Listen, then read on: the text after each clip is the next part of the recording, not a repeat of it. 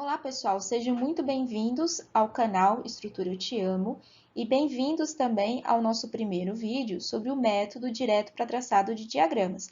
Nesse primeiro vídeo, eu vou trazer uma breve introdução sobre os conceitos que vocês precisam relembrar, né, para que a gente consiga entrar de fato na resolução de exercícios. Tá? Então, o primeiro vídeo é uma introdução mais teórica de alguns conceitos e os próximos vídeos a gente vai colocar a mão na massa e resolver exercícios.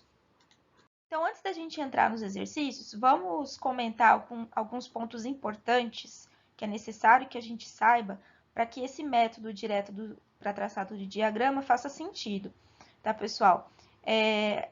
Antes da gente estudar esse método, vocês que fazem o curso aí de graduação, a gente passa primeiro, né? Aprende primeiro pelo método das seções, que é aquele que a gente vai passando os cortes entre os trechos da barra, e aí a gente faz o equilíbrio das forças internas e encontra funções que descrevem o diagrama nesses trechos, né? Então, quando a gente tem, por exemplo, um carregamento concentrado, a gente passava, né, sempre os cortes entre força, reação e força, força e reação, né, mudança de força. A gente tinha os pontos chaves para passar esses cortes. Então, na carga concentrada, quando a gente passava o corte, para o esforço de cortante, a gente encontrava uma função do tipo constante. O que é uma função constante? É aquela que o valor que você encontra aqui, ele não varia conforme você vai variando o comprimento da barra, né? Ele fica constante, ele não está em função do comprimento da barra, né? E aí a gente observava que no ponto da carga concentrada ocorria uma descontinuidade no nosso diagrama de cortante, certo? E o que é essa descontinuidade? Falando do jeito mais simples, é um degrau, formava-se um degrau no ponto da carga concentrada. E a altura desse degrau que se forma, essa altura aqui, é igual à força, o valor da força que está sendo somada, né?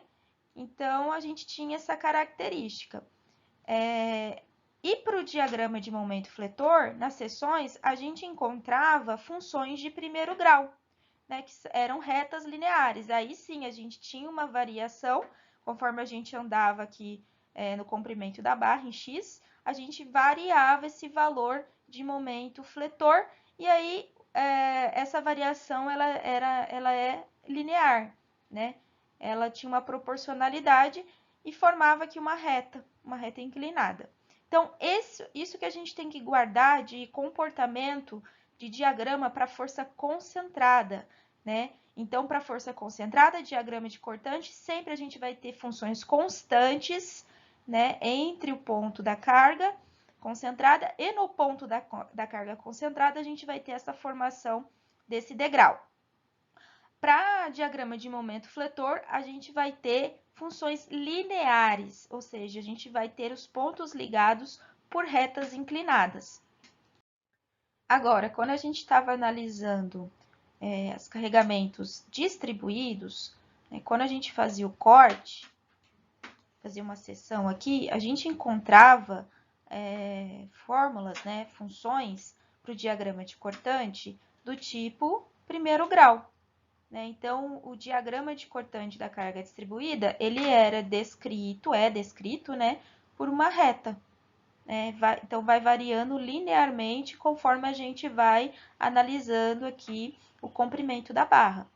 E para momento fletor, nós tínhamos uma função de segundo grau, que é descrita por uma parábola, né? E aí, pessoal, o que a gente pode tirar de conclusão? Se vocês observarem, tem uma ligação, né, entre carregamento e função da cortante e função de momento, né? Então, vocês observam que sempre a gente está aumentando um grau da função. Aqui a gente tinha um ponto, quando a gente integra um ponto, a gente encontra uma função constante. Quando a gente faz a integração de uma função constante, a gente aumenta uma função, aumenta um grau da função, né? Se era constante, aumenta um grau, passa a ser uma função de primeiro grau. Aqui no carregamento distribuído, ó, o carregamento distribuído, ele já é uma constante, nesse caso aqui, desse carregamento que é uniformemente distribuído. Quando a gente integra uma função constante, a gente encontra uma função de primeiro grau. E quando a gente integra uma função de primeiro grau, a gente obtém uma função de segundo grau. Então, essa é a relação que a gente tem entre os carregamentos e as suas respectivas diagramas de esforços, né? E os diagramas são nada mais, nada menos do que uma representação gráfica da distribuição dos esforços no comprimento da nossa barra. Então, o que a gente tem que guardar aqui para usar o método? Comportamento dos diagramas quando a gente tem carga concentrada e comportamento dos diagramas quando a gente tem carga distribuída. A gente guardando essas relações, fica super fácil para a gente aplicar o método. Segundo passo importante é a escolha das seções chaves. Como é um método direto, a gente vai escolher determinados pontos estratégicos para analisar os valores dos esforços e aí o restante dos outros pontos que a gente tem na barra, a gente vem ligando eles. Então, quem são os nossos pontos chaves, nossas seções chaves? Início e fim da estrutura, certo? Então, aqui nesse caso, início e fim coincidiria aqui com os pontos dos apoios, que também são pontos chaves, tá? Mas nem sempre os pontos de apoio coincidem com início e fim. Por exemplo, se a gente tivesse aqui um trecho em balanço da barra, né? O nosso início não coincidiria com o ponto de apoio. Então, seria aqui o início e aqui o fim. Vamos lá, então. Início e fim da estrutura, seção-chave. Início e final do elemento, né? No caso, quando a gente tiver pórtico, a gente vai ter mudança de direção de barra, mudança do eixo local, então a gente também tem que analisar esses pontos. Seções em que ocorre força ou momento concentrado, sempre, nesses pontos aqui, são pontos que a gente vai ter descontinuidade no diagrama, então devem ser analisados, né? Quando a gente tem a mudança das cargas, né? Início e fim de carregamento, por exemplo, a gente poderia, vou dar um exemplo aqui, ter a barrinha aqui, né? E a nossa carga distribuída, por exemplo, ela não está ocorrendo no vão inteiro, ela vem até aqui. Depois a gente tem uma carga concentrada. Então, aonde essa força aqui, essa carga distribuída, ela está terminando, eu tenho que analisar esse ponto. Por quê? Eu sei que vai haver, né? Porque a gente está mudando o carregamento, vai haver uma mudança no meu diagrama. Então, eu preciso analisar certinho esses pontos. E depois que a gente traça o diagrama de cortante, a gente sempre tem que analisar os pontos onde a cortante ela zera no vão. Então, aqui nesse caso, nesse exemplo aqui, seria aqui. Por que que é importante? Porque nesse ponto aqui a gente vai ter, um ponto que a gente vai ter um máximo ou um valor de máximo ou mínimo momento, né? Que a gente vai conversar melhor aí depois que a gente começar a fazer os exercícios.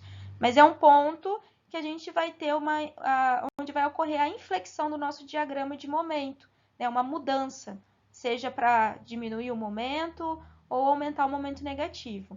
Tá, pessoal? Então, isso aqui fica a dica das seções chaves. E o terceiro e muito importante é a convenção de sinais. A gente tem que seguir isso aqui à risca, porque isso aqui que vai dizer para a gente se o esforço é positivo ou negativo para a gente conseguir traçar aqui o diagrama, tá? Então, guardem isso aqui. Positivo, isso aqui é a convenção para os valores positivos, né? Logo, o que tiver contrário a esses sentidos aqui, a gente adota como negativo. Então, quando a gente vai escolher um ponto para analisar, a gente vai escolher se a gente analisa ele pela esquerda ou pela direita. Por quê? Por equilíbrio, né? Tanto faz eu analisar pela esquerda ou pela direita, eu sempre vou chegar no mesmo valor. Né? Aí a escolha de analisar pela direita ou pela esquerda vai depender do caminho mais curto. Né? O caminho que tiver menos força para eu somar, esse caminho que eu vou adotar. Mas tanto faz, fazer por um lado ou pelo outro, a gente vai chegar no mesmo valor.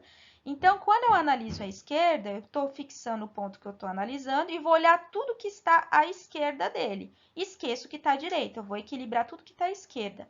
né? Então, se eu estou analisando o que está à esquerda, ó, quando eu for fazer o diagrama de cortante, que no diagrama de cortante eu estou analisando as forças verticais para o caso da barra horizontal, né? Quem que faz cortante?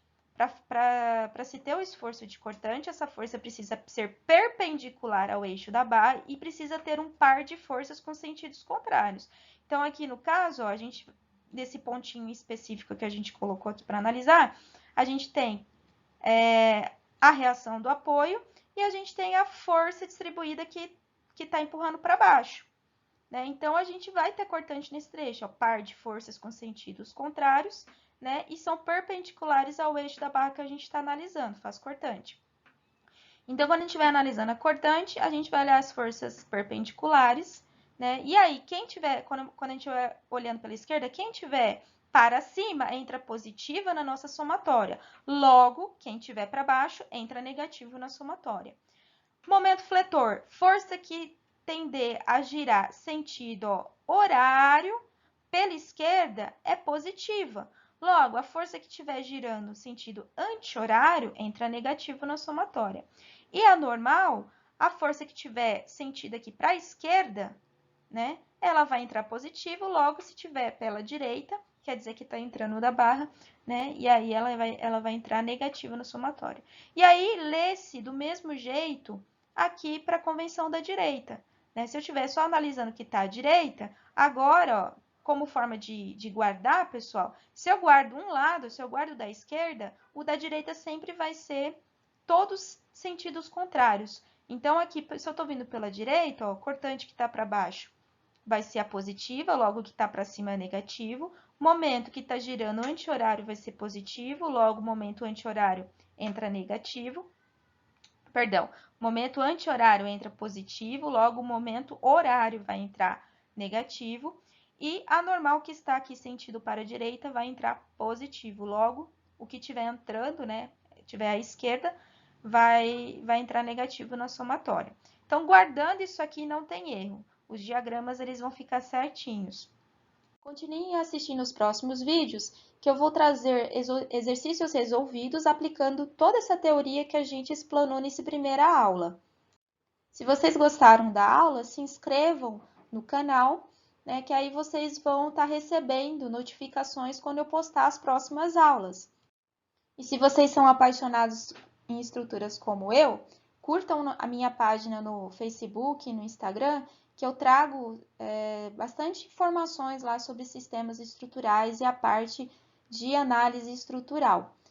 Pessoal, muito obrigado por essa primeira aula. Qualquer dúvida que vocês tiverem, ou dessa aula ou das próximas aulas, deixem nos comentários que eu respondo vocês. Valeu, até a próxima!